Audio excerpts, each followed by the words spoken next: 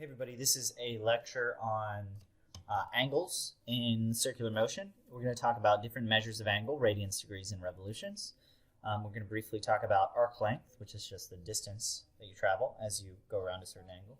And then we're going to talk about angular velocity and its relationship to the centripetal force, centripetal acceleration. Let's get started with measures of angle. Angles tells us how much we rotate around a circle. And the variable we use for angle is theta, the Greek letter, lowercase theta usually. That's theta right there.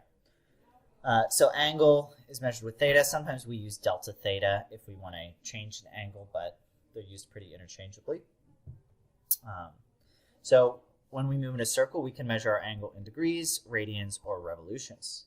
They're just different measures of angle. One revolution is one full turn around a circle. One full turn is equal to 360 degrees. There's also this other unit called radians. It turns out there are 2 pi radians in one full revolution. So our conversions are 1 revolution is equal to 2 pi radians is equal to 360 degrees. So let's talk about radians. Radians are kind of a natural angle measure that we use in a lot of upper level math and physics. A radian is the measure of central angle whose arc length, which this is going to be the arc length, is the same as the radius of the circle. So as soon as this arc length is the same as the radius, then we're at 1 radian. So that means we could write a conversion for radians. 1 radian is equal to 180 degrees over pi. There's a derivation for radians as well. Your angle in radians is the ratio of the arc length divided by the radius. So for the arc length over radius. And so the r's are going to cancel and you'll be left with however many radians you have. It's only more natural in that it makes a lot of calculations a lot easier, and it's not kind of like an arbitrary made-up unit like degrees are. Another thing to note is radians are dimensionless units, which means they don't actually, there's no meters, there's no kilograms in radians.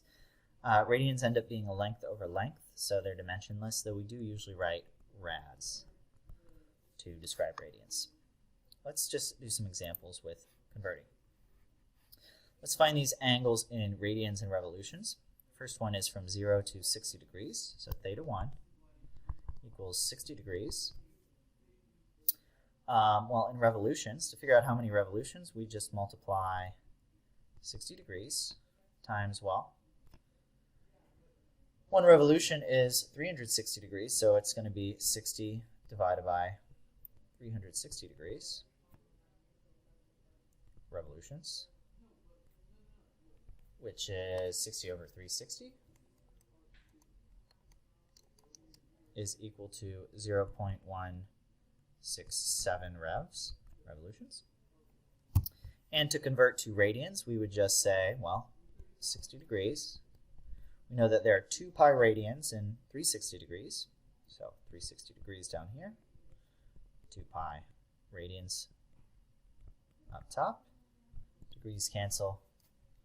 2 pi times 60 over 360 equals 1.0 to 36 figs, 1.05 radians. So that's theta 1. Theta 2, we start at 90. We go all the way to 360. So theta 2 is 360 minus 90, which is 270 degrees. To write theta 2 in revolutions, we just figure out, well, how many revolutions it is. It's 3/4 of a full turn. So it's going to be 3/4 revolutions, or 0.75 revolutions. We could also get that by multiplying by or by dividing by 360 degrees, by 1 revolution over 360 degrees.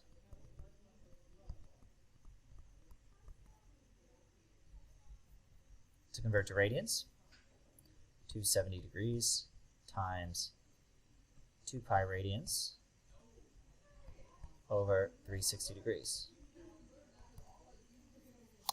2 times pi times 270 over 360. That's 4.71 radians. Now notice I'm not writing things in terms of pi. In a lot of math classes, you'll leave your angles exact, but because we're usually taking measurements, we're going to round to correct sig figs. Theta 3. Well, theta 3, we start at 0, we go around one time, we go around another time, and then we go up a quarter of a turn.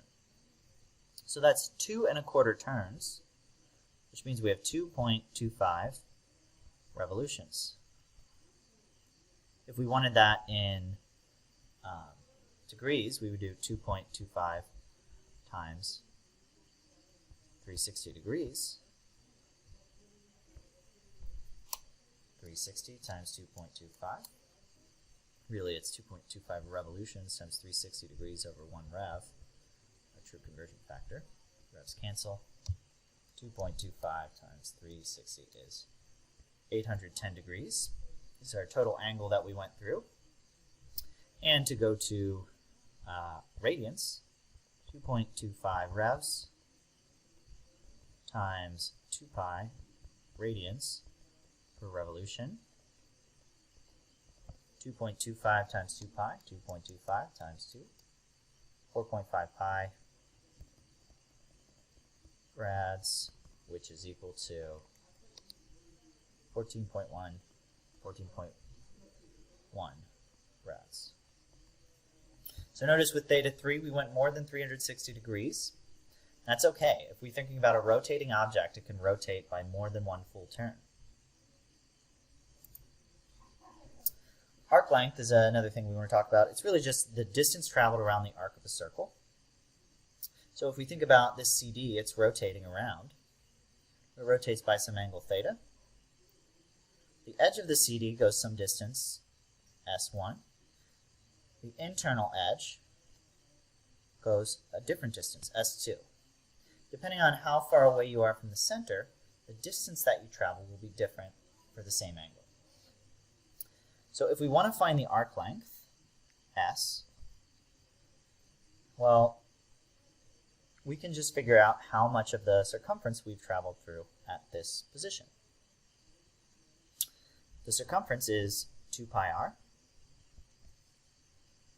and then it's going to be the ratio of your angle to a full revolution, because 2 pi r is one full revolution. So it would be 2 pi r times delta theta over 360 degrees. That's if theta is in degrees. In radians, we can do that as well. S equals 2 pi r, the total circumference. And what fraction of the circumference have we traveled around? Well, that's your angle in radians, theta in rads, divided by the total angle for a full revolution, which is 2 pi. Well, notice we have 2 pi divided by 2 pi, and our equation simplifies to S equals R times theta. So this is one of the nice things about radians, is in radians, our arc length is just directly proportional to our angle. We don't need any fancy conversion factors. Our tangential measurement of length is equal to our angle times the radius. A CD has a radius of 60 millimeters and rotates at 200 revolutions per minute. What is the total arc length traveled by the edge of the disk in 30 seconds? Well, it's 200 revolutions per minute, and it's going for 30 seconds. So that means it's 100 revolutions. So the total distance it's going to travel is it's going to be the circumference, which is the distance traveled in one revolution, 2 pi r, times the number of revolutions, 100. So it's going to be 2 times pi times 60 millimeters times 100.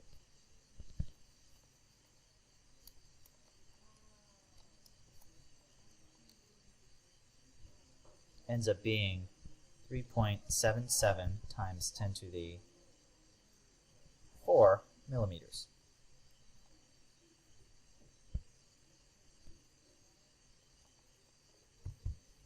A bike has a wheel of diameter 50 centimeters.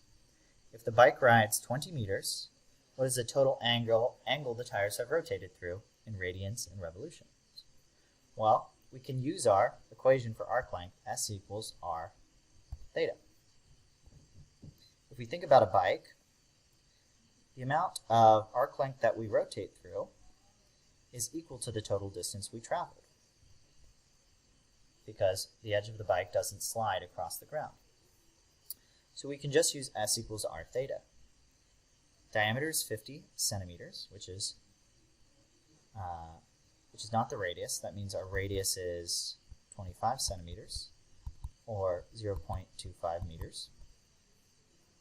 So when we plug in S equals R theta, 20 meters equals theta times 0.25 meters. Theta is then 20 meters over 0.25 meters. 20 over 0.25 equals 80. And remember that this theta is in radians, so it's 80 radians. To convert to revolutions, we just take 80 radians, and we know that there are 2 pi radians in 1 revolution. So 80 over 2 pi, make sure that 2 and pi are in parentheses. And the denominator is 12.7 revolutions. Bike rotates 12.7 times, or 80 radians.